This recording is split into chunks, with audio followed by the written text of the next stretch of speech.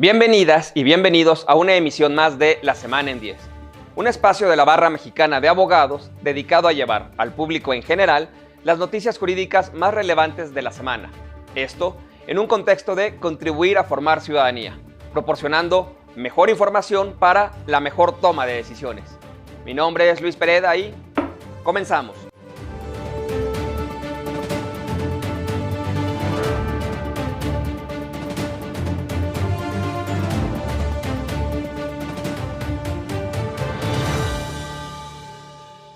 Se publicó en el Diario Oficial de la Federación la Ley Orgánica del Poder Judicial de la Federación y la Ley de Carrera Judicial, así como distintas reformas a varias leyes que construyen el marco en el cual se vivirá la 11ª época del Semanario Judicial de la Federación. Pero también en este decreto se publicó el artículo 13º transitorio, el cual alarga, de manera contraria a lo establecido por la Constitución, la permanencia del actual presidente de la Suprema Corte de Justicia de la Nación y de los miembros del Consejo de la Judicatura Federal. Esta misma semana, el ministro presidente Arturo Saldívar presentó un comunicado donde anuncia que le presentará a sus colegas en el Pleno una consulta extraordinaria para determinar la manera en la que el Poder Judicial Federal debe proceder en relación con el controvertido artículo transitorio. Lo cierto es que no hay un proceso reglado para este propósito. El ministro presidente invocó el artículo 11, fracción 17 de la Ley Orgánica, en donde se establece la obligación del Pleno de la Suprema Corte de velar en todo momento por la autonomía e independencia del Poder Judicial.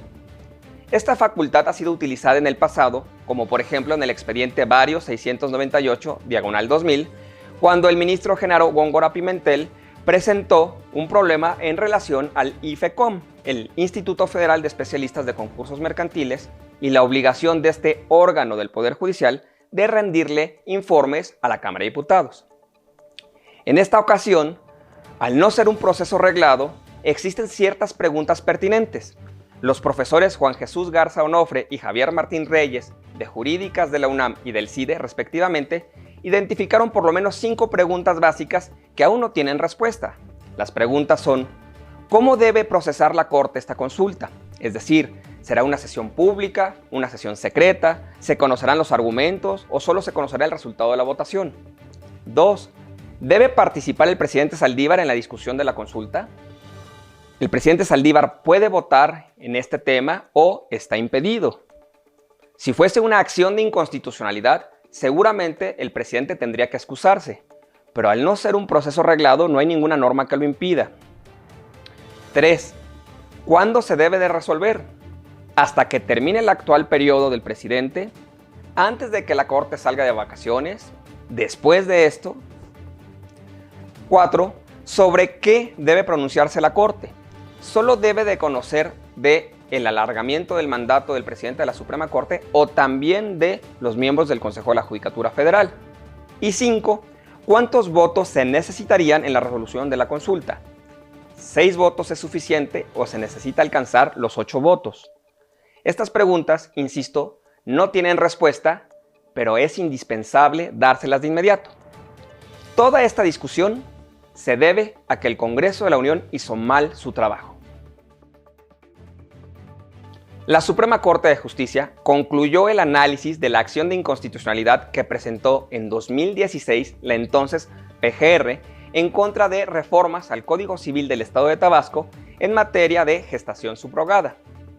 Como resultado de la discusión que duró 3 sesiones en la Suprema Corte, esta invalidó diversas porciones de dicho Código Civil de Tabasco, porque regulaba cuestiones de salubridad que quedaban fuera de la competencia del legislador local, porque excluía de manera injustificada a las mujeres en la posibilidad de expresar su consentimiento para que sus gametos pudieran ser utilizados después de su muerte en un procedimiento de inseminación, porque exigía el consentimiento del cónyuge o concubino para la firma del contrato de gestación, perpetuando de esta manera el estereotipo de que la mujer no puede ejercer su capacidad reproductiva de forma autónoma, y por no atender el interés superior de la niñez.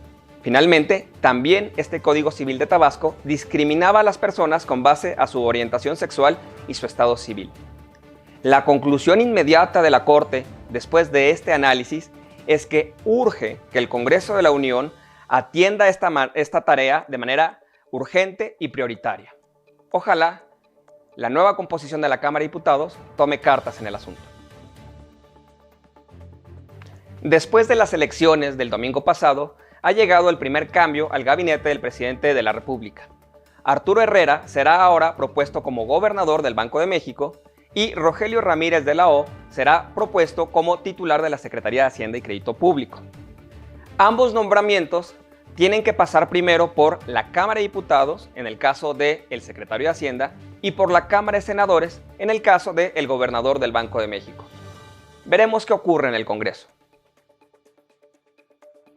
El Senado de la República publicó el acuerdo por el cual se llevará a cabo el proceso de renovación de la presidencia de la Comisión Federal de Competencia Económica, la COFESE. La COFESE es un órgano constitucional autónomo encargado fundamentalmente de combatir las prácticas anticompetitivas. Esto es, la COFESE investiga y sanciona las prácticas monopólicas o concentraciones ilícitas. También ordena medidas y realiza recomendaciones para eliminar barreras a la competencia o que impidan el acceso a insumos esenciales y con esto corregir problemas estructurales de los mercados. Todo esto en beneficio de los consumidores finales. El próximo 10 de septiembre concluye el segundo periodo de la maestra Alejandra Palacios Prieto como presidenta del órgano de gobierno de la COFESE. En este sentido, el Senado de la República tendrá que elegir entre uno de los actuales miembros de la COFESE y nombrarlo presidente por 4 años por el voto de las 2/3 partes de los miembros presentes. Muy bien por el extraordinario trabajo que desde COFESE hizo la maestra Alejandra Palacios. Hace 10 años se publicaron en el Diario Oficial de la Federación 2 reformas a la Constitución que significaron un cambio sustancial en el entendimiento y la protección de los derechos humanos. Ambas reformas colocaron las normas de derechos humanos establecidas en tratados internacionales en la cúspide del ordenamiento jurídico y fortalecieron la protección de los derechos humanos a través de distintos mecanismos de aplicación e interpretación de estas normas. Estas reformas implicaron cambios tan sustantivos en el entendimiento y la interpretación de los derechos humanos que la Suprema Corte de Justicia determinó la 10ª época del Semanario Judicial de la Federación. En 10 años de desarrollo jurisprudencial, la Suprema Corte ha establecido un bloque de constitucionalidad conformado por los derechos humanos de fuente nacional e internacional que constituye el parámetro de regularidad de todo el orden jurídico. Además, ha determinado que la jurisprudencia de la Corte Interamericana de Desarrollo es vinculante para todos los jueces del país. A través de sus sentencias, la Suprema Corte ha dado sentido a esta importante reforma. Muy bien por los primeros 10 años de esta gran reforma en materia de derechos humanos. Esta semana se realizó la primera visita oficial de la vicepresidenta de los Estados Unidos, Kamala Harris, para reunirse con el presidente de México.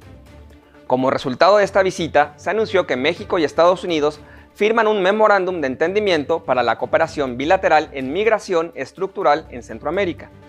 Además, Estados Unidos ofreció $130 millones para apoyar a la implementación de la reforma laboral que va muy de la mano con los acuerdos del TEMEC. También se acuerdan acciones de inversión como donaciones y préstamos por parte de Estados Unidos en proyectos de infraestructura en el sur de México, buscando fortalecer cadenas rurales de valor como en el caso del cacao, el café y el ecoturismo. Se pondrá, finalmente, en marcha un grupo operativo entre las agencias de seguridad de ambos países para frenar el tráfico de armas y de personas y así acabar con estos grupos delictivos. Ojalá que esta visita sea muy productiva para ambos países. La Suprema Corte reconoció la validez del decreto por el cual se expide la convocatoria de la consulta popular, la cual debe de ser realizada bajo la organización del INE el próximo 1 de agosto.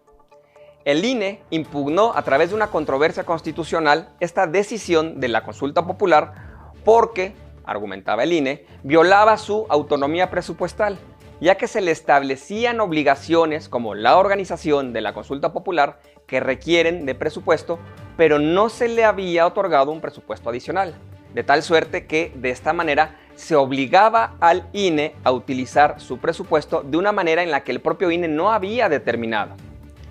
Al resolver el asunto, la primera sala de la Suprema Corte determinó que no existe ni constitucional ni legalmente una obligación dirigida al Congreso de la Unión para que, al emitir el decreto que contiene la convocatoria a la consulta popular, establezca o determine los recursos económicos con los que el INE deberá llevar a cabo la organización, difusión, desarrollo, cómputo y declaración de los resultados de la consulta popular. En resumen, el 1 de agosto, el INE tendrá que hacer la consulta popular con el dinero que tenga. Hablando de la consulta popular, el INE ya aprobó el diseño de la papeleta que se utilizará el 1 de agosto. Esta papeleta solo tiene dos opciones, sí y no. Veremos si el 1 de agosto la participación de la ciudadanía es comparable con la de las elecciones pasadas, que como saben fue apenas superior al del 50%.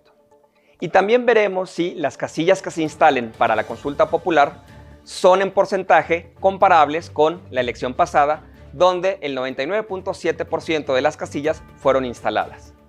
Creo que estos dos parámetros ayudarán a saber qué tan valioso y útil será este ejercicio de consulta popular. Esto es todo por el día de hoy. Muchísimas gracias por acompañarnos en una emisión más de su programa La Semana en 10. Ojalá que sea usted generosa o generoso y nos pueda regalar sus comentarios y sugerencias a través de las distintas redes sociales en las que este contenido llega hasta sus pantallas. Mientras tanto, mi nombre es Luis Pereda y nos vemos la próxima semana.